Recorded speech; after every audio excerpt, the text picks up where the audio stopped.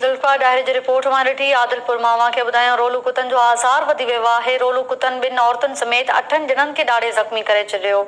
आदिलपुर मावा खे ॿुधाइनि पिया रोलू कुतनि जो आज़ार वधी वियो आहे। रोलू कुतनि 2 औरतुनि समेत 8 ॼणनि खे ॾाढे ज़ख़्मी करे छॾियो। टाउन कमेटी जे टीएमओ सूधो मुख़्तलिफ़ यूसीज़ जे सेक्रेटरी ख़िलाफ़ केस बि दाख़िल कयो वियो आहे।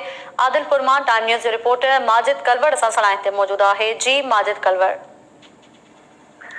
जी तारा आदिलपुर ऐं बरपासे वारा इलाइक़नि में रोलू कुतनि जो आज़ार वधी वियो आहे, जंहिंजे करे 8 खां माण्हुनि खे कुतनि ॾारे विधो आहे। जंहिंजे करे आदिलपुर सरकारी फ़रियाद ते आदिलपुर थाणे ते 2 एफआईआरूं धार कढियूं आहिनि, जिन में टाउन कमेटी आदिलपुर जो टीएमओ आहे यूनुस चन्नू, चंगुलाणी जो यूसी जो सेक्रेटरी आहे परवेज़ कलवड़ ऐं चंगुलाणी जो जेको आहे सेक्रेटरी इफ्तिकार कलवड़, यूसी खडवारी जो आहे राकत अली महर, उन ते 2 एफआईआरूं धार कढियूं आहिनि, जिन में 8 माण्हू जेके ज़ख़्मी थी विया आहिनि, जंहिंमें माई शबाना, अला बख्शो, अब्दुल्ला, माई ज़रीना, दानियाल, शौकत अली, मुकेश ऐं ॿिया शामिल आहिनि।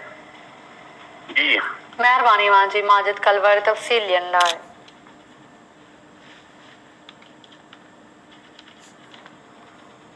होॾां रोड़ी ऐं भरपासे वारनि इलाइक़नि में बि रोलू कुतनि